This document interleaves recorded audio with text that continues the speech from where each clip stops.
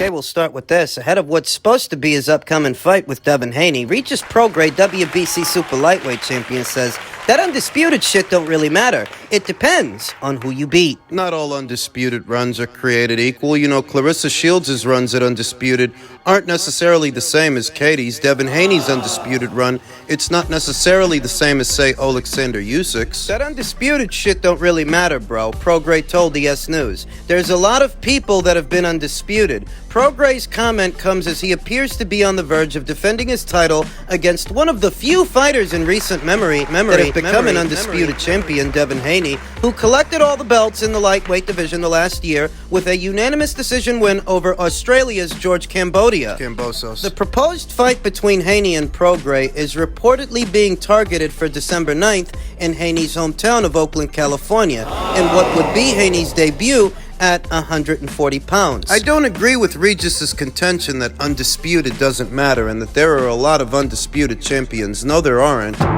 There may be a high abundance of world champions, given that there are 4 alphabet titles at any given weight. There's a lot of world champions and there are some unified champions, but there are even less undisputed champions. Even less. Regis's comments are more of a commentary on Devin Haney's undisputed run, which really wasn't much of a run at all because he only had to fight one guy to become undisputed. Prograis pointing out that Kambosos was not an elite fighter. Kambosos became a unified lightweight champion when he upset Teofimo Lopez in 2021. Other undisputed champions in recent years include Jermel Charlo, Canelo Alvarez, Josh Taylor, Naoya Inoue, Clarissa Shields, Jessica McCaskill, Katie Taylor, and Amanda Serrano.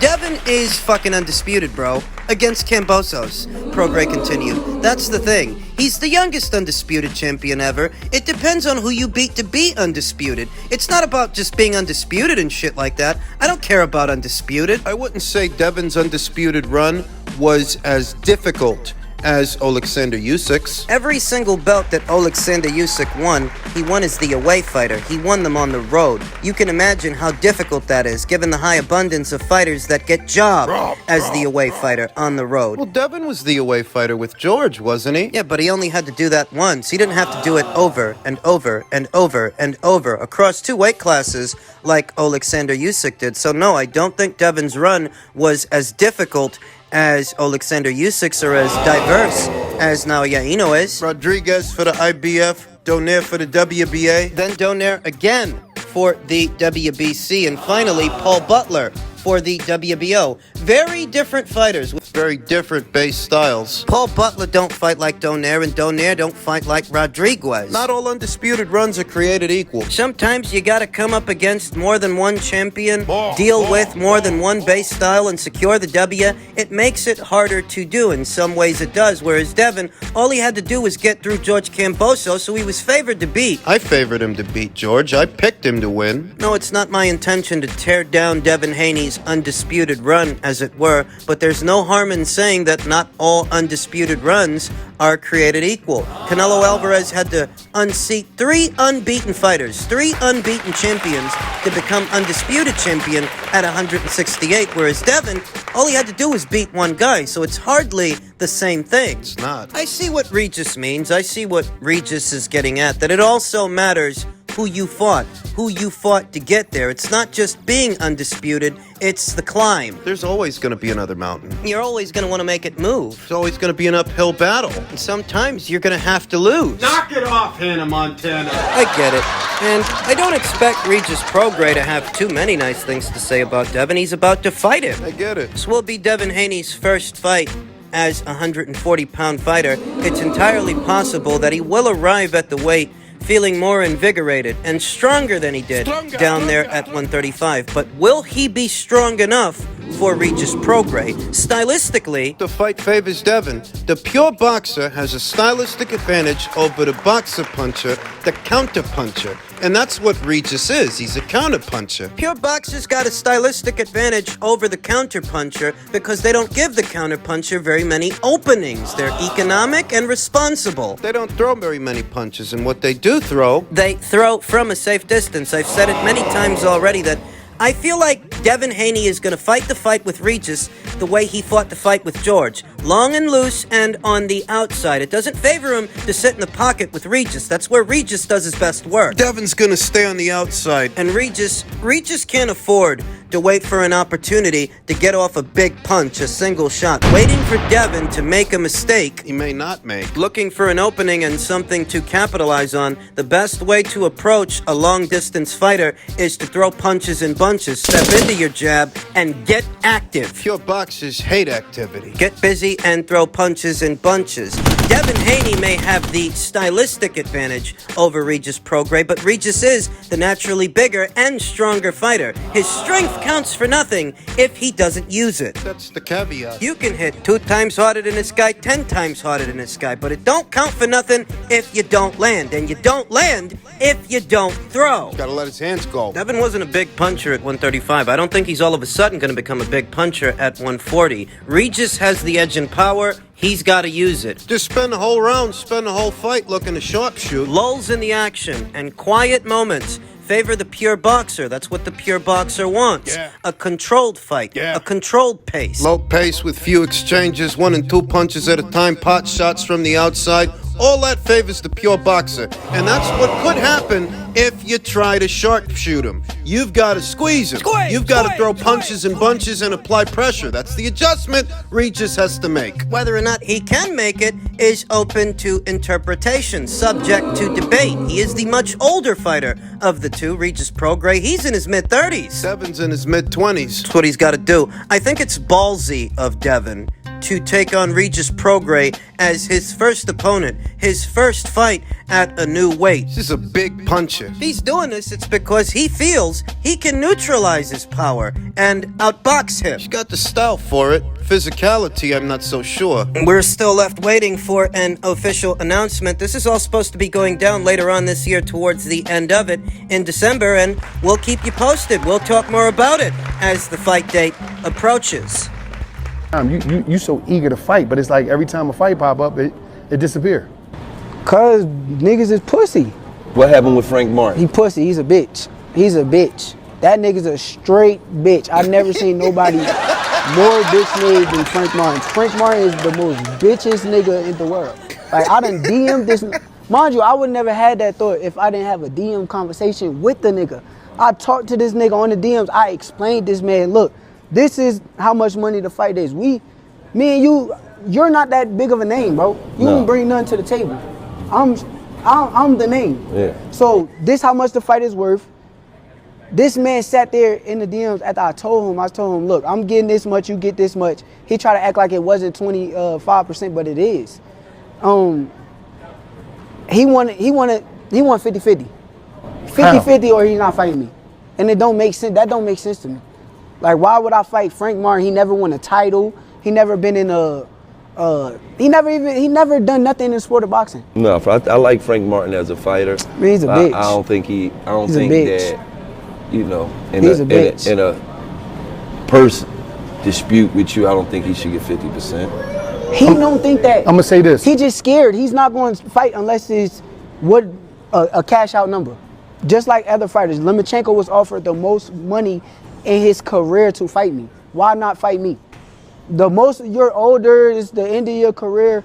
Why not take the most money in your career to fight in one of the biggest fights in boxing? Why not? What you're hearing from Shakur Stevenson in one word is frustration. Yeah. You're always hearing about how the men's lightweight division is teeming with talent, how it's one of the most glamorous and deepest divisions in boxing, but how deep is it when it's so fucking hard It is. to get one of these guys in the ring? How deep is it really? There are so many individuals out there in the boxing cosmos misrepresenting this situation. Top Rank and TGB were working on this fight. They made Frank Martin an offer, and everything was going smoothly up until Frank Martin, out of the clear blue sky in the 13th hour, decides he doesn't like the money. You have to understand that the World Boxing Council went as far as calling off the scheduled purse bid because they agreed to terms. They reached the deal. If not for that, the WBC wouldn't have called off the purse bid. At which point,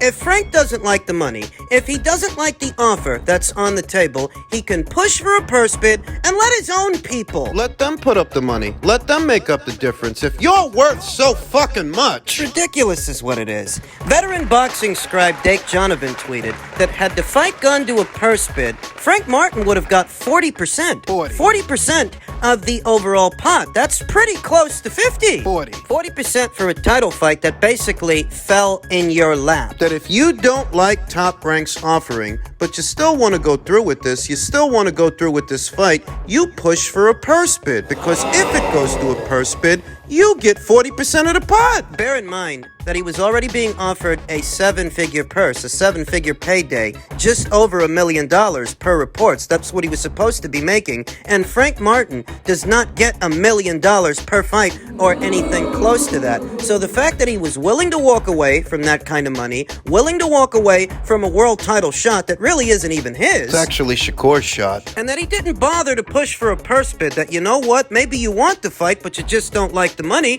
push for the purse bid. He didn't. He withdrew. He withdrew outright because underneath it all the fanboy arguments and apologists and guys running interference for Frank, underneath it all, he just didn't want to fight. It really is that simple, and this has been going on for years. Tell Demage whenever it comes to PBC fighters. I take you back to 2014 when the people at Rock Nation won the purse bid for the Matvey Korobov versus Peter Quillen fight. What went on with the Matt Korobov fight? On your end, what happened with that falling through?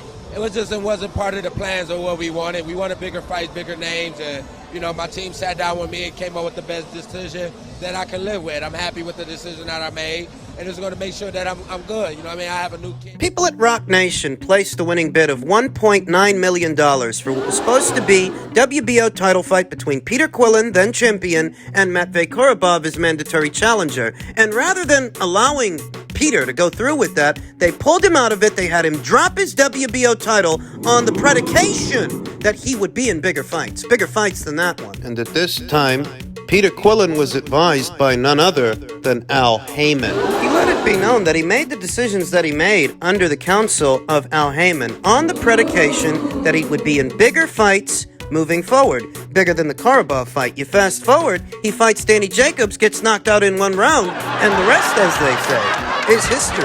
Peter Quillen didn't go on to make Mayweather money. No. Mayweather millions. No. I've no doubt bringing up the name of Floyd Mayweather and all the money that he made was a big part of the sales pitch in those days. I'm trying to keep these guys in line and getting them to play ball, but you tell me if things worked out for Peter Quillen. Fast forward a few years and history is repeating itself, I think, when it comes to Frank Martin, that granted, he probably wouldn't have beaten Shakur Stevenson, but he would have made money. A lot more money than he's been making fighting the fighters that he's been fighting on Al Heyman's PBC. Kinda like when they had Adam Kovnowski reject a multi-million-dollar offer to box Anthony Joshua to fight Chris Arreola on FS1. Granted that Adam likely would have gotten knocked out, but he would have made more money getting knocked out by Anthony Joshua than decisioning Chris Arreola. Yeah, you still would have lost, but you would have made money. A lot more money than you ended up making. That's all I see when I see this Frank Martin situation, that Shakur probably would have beat you. I was picking him to beat you, but you would have made money.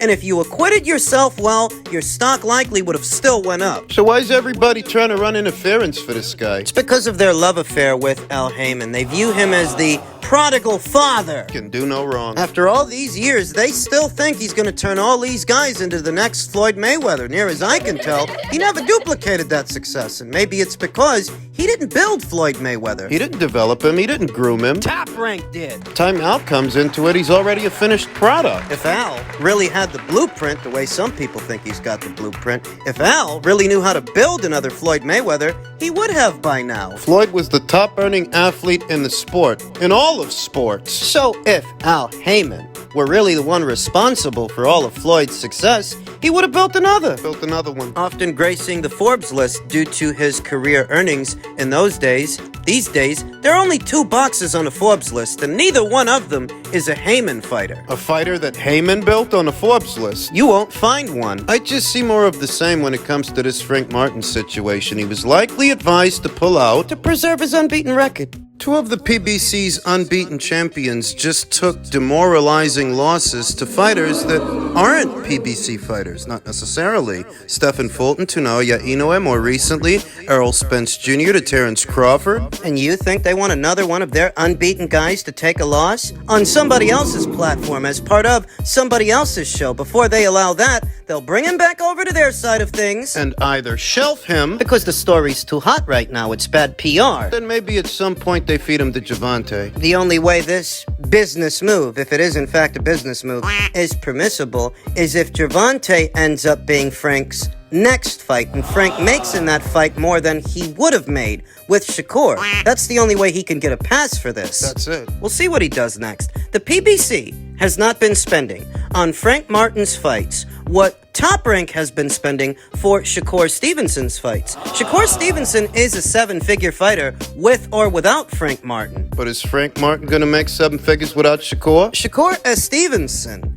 has a title shot with or without Frank Martin. But is Frank Martin gonna fight for a title without Shakur? These are the questions that need answers. If you pulled out of this fight, it was to do what, fight for what dollar amount against who? Questions that need answers. And if Frank Martin is so fucking valuable, then why didn't his people push for the purse bid and put the money up themselves? That if he's not happy with the money, why don't the PBC and Al Heyman make up the difference? I told you why. It's because the PBC is not spending on Frank Martin's fights against guys like Michelle Rivera and Artem Haratunian what Top Rank is spending on Shakur Stevenson's fights. Shakur is a seven-figure fighter with or without Frank Martin. Of course the PBC didn't push for a purse bid. You think they want to have to pay through the nose for this fight? Foot the bill themselves for a Stevenson versus Martin fight just to get Frank Martin a little more money. Most of it is going to go to Shakur anyway. Who you don't have under contract. Good enough chance that Shakur Stevenson would end up beating their fighter. Shakur Stevenson, who you don't have under contract. Say they would have went to a purse bid, won the bid. Shakur Stevenson wins the fight. Who you don't have under contract. He's one and done. Goes back to his side of things. Goes back to Top Rank. And what are you left with? Nothing. You don't have to wonder why the PBC didn't pursue a purse bid.